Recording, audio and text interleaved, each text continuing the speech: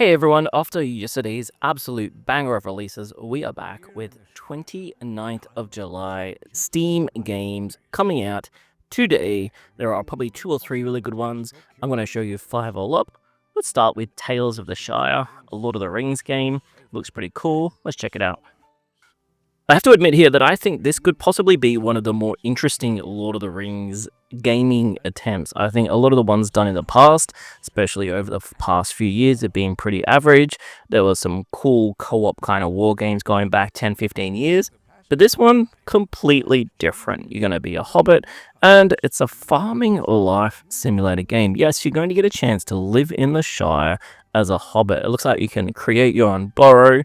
I'm sure there's be some socializing. We all know that those hobbits love their food, so there's going to be a bunch of feast, I would imagine, in a game that looks beautiful. And if the immersion element of this is done right, then this could be absolutely stunning because, Lord of the Rings is the best, or at least the biggest fantasy IP out there. I think this one will be really interesting to see when the review's coming through. Yeah, your hobbit life begins. A little bit of fishing. Let's move on to the second game, another huge release. We are moving on to Grounded 2, an adventure survival exploration game, a sequel to a game that is well loved, one that I'm really looking forward to playing. Let's check out the trailer. There's some pretty cool cartoonish vibes here. In Grounded 2, you're going to once again be going down into the microscopic level as you are shrunk down into a world that makes everything that's teeny and tiny, and in my opinion quite creepy, all of a sudden part of this epic survival kind of game. It's got Honey, I Shrunk the Kids kind of vibes, but it looks a lot cooler, although that movie was really cool for me when I was growing up. Some really nice different action sequences here, and this is a game that you can play co-op or independently. Solo, they would call it in the gaming world. I reckon this is going to be a lot more fun if you play it with friends. The graphics are fantastic. The storyline's going to be really interesting to see how it plays out. But a game that's really all about that, building mechanics. Grounded 2 is going to be awesome.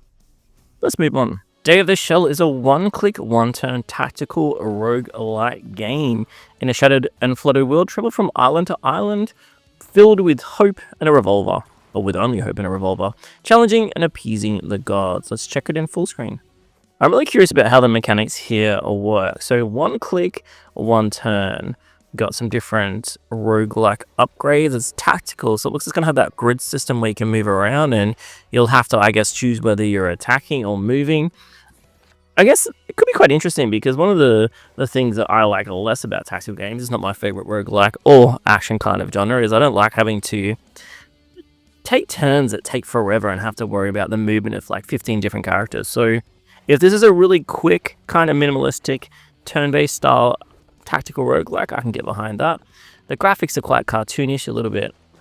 They're not mobile standard, but there's elements of it that look like it could be a mobile game. Maybe that's a simplistic element of it as well. It's got potential. Day of the Shell. Alright, we're moving into the more indie, these might be awesome games, they might be average. This one's called Delivery Pals. You put on your thermos bags and head outside with your friends, deliver food to the aliens and make sure that the last company on Earth does not close down. This one's got a horror tag here, so procedural generation tag and horror tag while you play with a friend. So it's a delivery game. I'm wondering where the horror element comes out of. It looks more kind of adventure. Oh, here we go. Everything's gone to red. It's got a tinge of blood in the air and some growling in the background. So I guess once you're delivering something, chains with chainsaws, clowns with chainsaws, and massive giants throwing things at you. Kind of gives me vibe coding vibes. Alright, welcome to Delivery Pals. Quite an interesting game in a genre that just gets more and more quirky with the more and more popularity. Everyone loves a bit of jump scares, and the weirder the better, I guess. That one's called Delivery Pals. Shall we move on to the last game? I think we shall. City Builder seems to be the vibes here today, and we're looking at a world of Keflings, and these Keflings may be small, but their kingdom building adventures are gigantic. You'll be building a world with the friends in a world of Keflings. Harvest resources, construct robots, befriend a dragon. Let's have a look at more detail in this City Builder game. So apparently this game is like a re-release of an older one or something like that, and definitely if you're looking at the 2010 console classic is back. Can't say that I ever played it, but why are we so much taller than everyone? Are we a giant? or are they tiny? Tiny little people. Definitely not going to be a game that wins this genre based on the visuals, because there are some stunning city builder games. However, this one has like a dragon that looks like a chicken, and maybe that's the thing that gets it across the line for you.